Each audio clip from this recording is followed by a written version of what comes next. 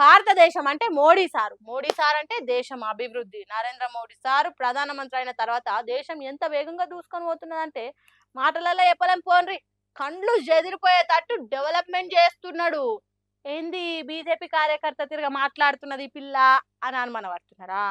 జర ఆగుండ్రి, ఉకో జర సబర్ కరో, ఇది చూడుండ్రి.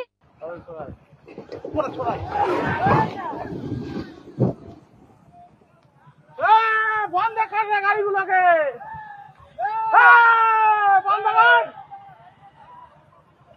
ఎట్లున్నది మోడీ సార్ నాయకత్వంలో 6 నెలల కింద వేసిన నేషనల్ హైవే పానిమంతుడు పందిరేస్తే కుక్కతో కదాకి కూలిపోయింది అన్నట్టే ఉన్నది కదా. చిన్నపిల్లలు ఇసుకతోని కట్టుకున్న పిట్టగుళ్ళైనా కొద్దిగా గట్టిగా ఉంటాయి కావచ్చు కానీ పశ్చిమ బెంగాల్ రాష్ట్రం తూర్పు బర్ధమాన్ జిల్లా మెమారి అనే ఏరియాల నేషనల్ హైవే దుర్గాపూర్ ఎక్స్ప్రెస్ గిట్లా గాలిబుడుగా వేలినట్టు కూలిపోయింది. ఎంత మంచిగా కడితే గిట్ల గింత మంచిగా ఉంటుంది చెప్పుండ్రి. సర్కారు ఇచ్చిన పైసలకు ఇంకిన్ని జమ చేసి లాభాలకు ఆశపడకుండా లంచాలు ఇవ్వకుండా కాంట్రాక్టర్ లాస్ అయినా మంచిదని బందోబస్తుగా కట్టిండు కావచ్చు. అందుకే ఎక్కువ చెదరకుండా గింత మంచిగా ఉన్నది నేషనల్ హైవే. రోడ్డు ఇట్లా గూలి కుప్ప పడుతుంటే కూడా పైనుంచి బండ్లు, బస్సులు, కార్లు, ట్రక్కులు పోతున్నాయి. లేచిన గడియ మంచిగా ఉన్నది కావచ్చు ఆ హైవే మీద ప్రయాణం చేస్తున్న వాళ్ళది. ఎవ్వలకేం కాలేదు. రోడ్డు పేకమేడ తీరుగా బిల్ల బీలుగా ఊలినప్పుడు ఏదైనా బస్సో కారో పోయినుంటే ఎంత ఘోరం ఉండేది. వర్షాలు లేవు, వరదలు లేవు, భూకంపాలు అంతకంటే లేవు. అయినా ఇట్లా ఊలిందంటే కట్టినోళ్ళు, కట్టించినోళ్ళు, ఆఫీసర్లు ఎంత మంచిగా పనిచేసినరో తెలుస్తున్నది కదా ఈ వీడియో చూసి. హవ్వ కింత ఘోరం ఉన్నదా మోడీ సార్ ఏలువడ్ల అవినీతి అని ఎవరన్నా నేరు మీరు తప్పులా పడతారు. ఎందుకంటే ఇది కూడా దేశం కోసం, ధర్మం కోసం చేస్తున్న పనులలో భాగమే. కాబట్టి గిసొంటి ఎన్ని జరిగినా లోక కళ్యాణం కోసమే అనుకోవాలి. కాదని మీరేమన్నా అన్నారు అనుకో, కత్తులు కడుపులో కూర్చున్నట్టుండే కామెంట్లు పెట్టే దేశభక్తులు రెడీగా ఉంటారు. బీజేపీ సర్కార్లో ఎంత అవినీతి అన్నా జరగని అది దేశం కోసం, ధర్మం కోసమే తప్ప ఇంకోటి కాదని నోరు మూసుకొని ఉండాలి. సరేనా? గ్యాస్ సప్లై లేక దేశంలో చాలా మంది తిప్పల పడుతుర్రు. కొందరు కట్టెల పోయే దిక్కు అన్నట్టు ఆడో 4 ఈడో 4 పుల్లలు ఏరుకొచ్చి వంటలు చేసుకుంటుండ్రు. కొందరేమో కరెంట్ స్టవ్ల మీదనేగా అనిస్తుండ్రు వంటలు. ఇంకొందరు మైక్రోవేవ్లలో వేడి చేసుకొని తింటుర్రు. ఎవరికి దోచినట్టు ఎవరికి ఏది అందుబాటులో ఉంటే వాళ్ళు ఉపాయం కొద్దీ ఎలా తీసుకుంటుండ్రు.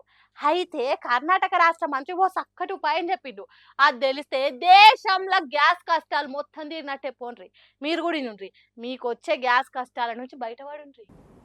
ಅವರಿಗೆ ತೀಕ್ಷ್ಣವಾಗಿ ಮನಸ್ಸಿಗೆ ನೋವಾದಾಗ ಒಂದು ಮಾತನ್ನು ಹೇಳಿ ನಾವೊಂದು ಕೆಲಸ ಮಾಡೋಣ, ಸೋಮವಾರ ಒಂದು ದಿನ ಒಂದೊತ್ತು ಊಟ ಬಿಟ್ಬಿಡೋಣ, ಒಂದು ದಿನ ಒಂದು ವಾರದಲ್ಲಿ ಒಂದೊತ್ತು ಊಟ ಬಿಡೋಣ, ನಮಗೆ ಅವರಕ್ಕೆ ಅವರು ಇದು ಮೆಕ್ಕೆಜೋಳ ಬೇಕಾಗಲ್ಲ, ನಾವು ಜೀವನ ಮಾಡ್ಕೊಳ್ತೀವಿ. ఇన్నరా గ్యాస్ కొరత వచ్చింది ఎట్లా సారు అని అడిగితే కర్ణాటక మంత్రి గారు ఏమంటున్నాడో, ఒక్క పూట తినుడు బంధు పెట్టుండ్రి అని పబ్లిక్ కు గొప్ప ఉపాయం చెప్తున్నాడు. పంచాద్దెంపురా పెద్ద మనిషి అంటే దుడ్డే బర్రే నాదే అన్నాడట వెనకటేవాడు. అవి అట్లనే ఉన్నది కర్ణాటక మంత్రి గారి ముచ్చట. గ్యాస్ సప్లై సరిపోని ఇయ్యకుంటే ఎట్లా అని అడిగితే ఒక పూట అన్నం తినడు బంద్ చేయుండ్రని నెత్తిల గుజ్జు లేనట్టు చెత్త సలహా ఇచ్చిండు. ఒక్క పూట అన్నం తినాలనో తినొద్దో పబ్లిక్ తెలియదా? ఓట్లేసి గెలిపించింది పబ్లిక్ గీ చెత్త సలహాలు ఇచ్చేదానిక? ఏమన్నా నిగుర మీకే ఉన్నదా? ఇతగాడు కర్ణాటక రాష్ట్రంలో ఫుడ్ అండ్ సివిల్ సప్లైస్ మంత్రి కేహెచ్ మునియప్ప గ్యాస్ లేక హోటళ్లు మూతపడుతున్నాయి, ఇండ్లల్లో పొయ్యిలు అంటుపెట్టుడు ఆగిపోయింది, తుకతుకు ఉడికే బువ్వ కూరల సప్పుడు ఆగిపోతున్నది ఎట్లా సార్ అని అడిగితే, తినకుండ్రి మిమ్మల్ని ఎవడు 3 పూటలు తినమంటాడు, ఒక పూట బంద్ చేయండ్రి అన్ని సెట్ అయితే అన్నట్టు చెప్పిండు. ఇంకా ఇతగాడి మనసులున్న మాట బయట పెడితే జనం తిట్టిన తిట్టు తిడతారు అనుకున్నాడో ఏమో.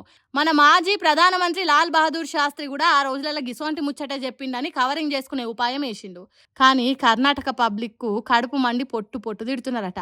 అరే పొద్దున్న పని చేసేదే కడుపుకింత అన్నం తినేతానికి, గసొంటిది ఉపాసం ఉండుండి అని చెప్తే ఎట్లా?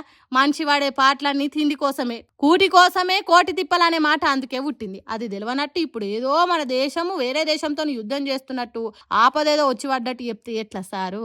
గ్యాస్ బండలకు తిప్పల కాకుండా చూసేది పోయి దేశాన్ని ఏలోటోళ్లకు, రాష్ట్రాలను వాలించేటోళ్లకు ముందు చూపు ఉండక గిసొంటి బుద్ధి లేని మాటలు మాట్లాడు. ఏందో ఏం పాడకపోండ్రి.